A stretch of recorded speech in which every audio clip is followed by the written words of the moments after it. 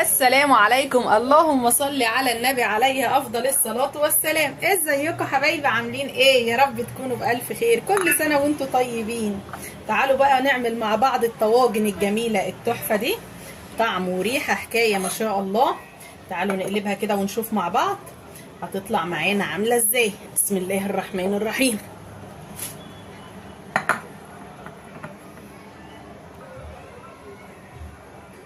بصوا الجمال والحلاوه والعظمه، الله اكبر ما شاء الله.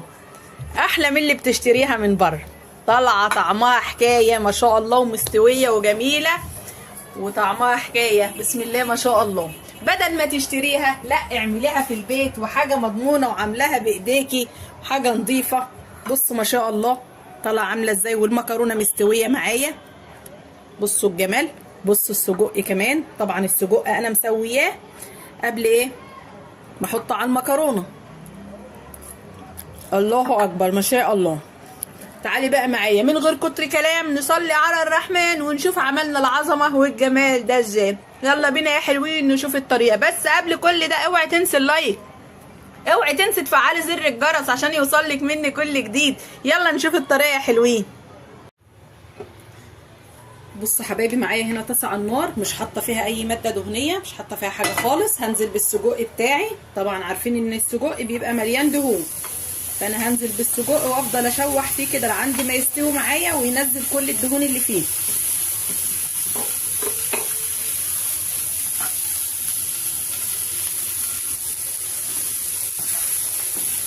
انا هنا حطيت حله تانية عشان اعمل الصلصه بتاعه الطواجن بتاعتنا. حطيت الحله، حاطه فيها 4-5 فصوص توم كده. عايزه تعمليها ببصل ماشي، انا هعمل الطواجن بتاعتي دي بالثوم. حطيت فيها معلقتين كبار زيت، وحطيت الثوم بتاعي. استنى لما الثوم بتاعي لونه يغير كده وانزل عليه بالصلصه. استغل الوقت بقى ايه على ما السجق ايه ينزل الدهون بتاعته ويستوي معايا كده. التومه اصفرت معايا اهي، انا مش عايزه احمرها ولا لونها يغمق عشان ما تمررش معايا. نص كيلو طماطم ضرباه في الخلاط ومصفياه، هسيبها بقى تتسبك وتتقل معايا، وهنشوف هنعمل معاها ايه تاني. وهديها التوابل بتاعتها، شويه ملح وفلفل، عايزه تحطي كمون، تحطي بابريكا، تحطي اي حاجه تانية اللي انت عايزاه. انا هحط لها التوابل بتاعتها واستنى لما تتسبك معايا. ولسه السجق معايا على النار اهو مكمل، بس نزل السوائل اللي فيه خالص اهي، بس لسه برضو. انا السجق كده معايا تمام، هشيله بقى ومش هرمي الدهون اللي نزلت منه. انا هاخد شويه من الدهون دي هحتاجها لسه، هكمل بها الوصفه. بس انا هجيب حاجه اطلع فيها. بصوا منزل دهون قد ايه، انا مش هستعمل الدهون دي كلها.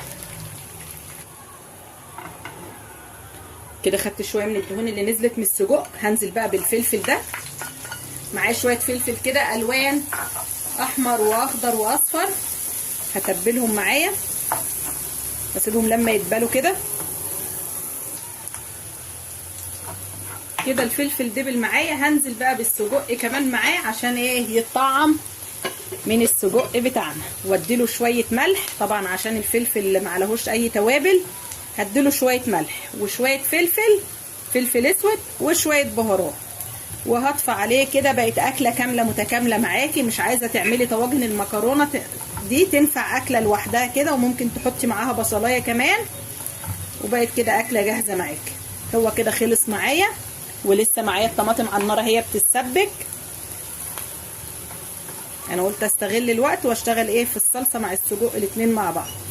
كده خلاص هديله الملح بتاعه واطفي عليه. الصلصه اتسبكت معايا، هنزل عليها بالميه.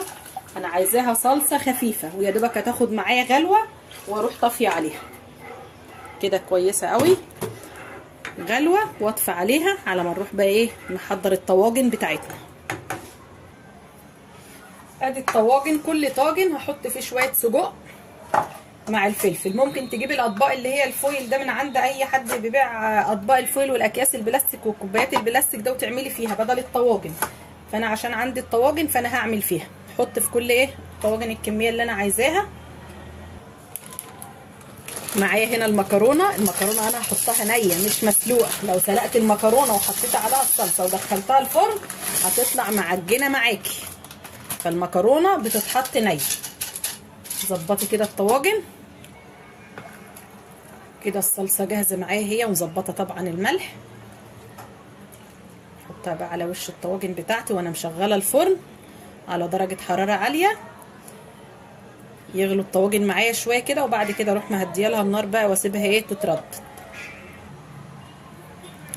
بصوا الصلصه في الطواجن عامله ازاي، يا دوبك كده ايه مش مغطيه المكرونه عشان المكرونه ما تطلعش معجنه معاكي. بص الصلصه باينه عندي اهي، بصوا يا دوبك مش طالع على الوش كده. اجيب حته ايه ورقه زبده مع ورقه فويل، واروح مغطيه الطواجن بتاعتي وعلى الفرن، واوريها لك بقى ان شاء الله ايه بعد ما تستوي. بس اوعي تنسي تحط اللايك وتفعلي زر الجرس عشان يوصل لك كل جديد. ارجع لكم بقى ايه بعد الطواجن بتاعتنا ما تستوي. ودي يا حبايبي الطواجن بتاعتنا بعد ما طلعت من الفرن. بسم الله الرحمن الرحيم.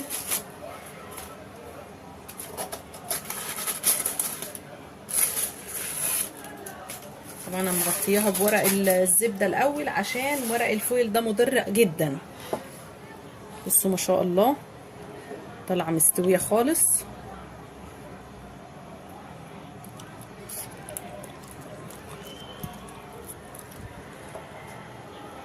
جميله ما شاء الله وطعمها تحفه، ملحها مظبوط، توابلها مظبوطه. وده كان الفيديو بتاعي معاكم النهارده. يا رب الفيديو يكون عجبكم، بس ما تنسيش تحطي لايك وتفعلي زر الجرس عشان يوصل لك كل جديد. واترككم في رعايه الله.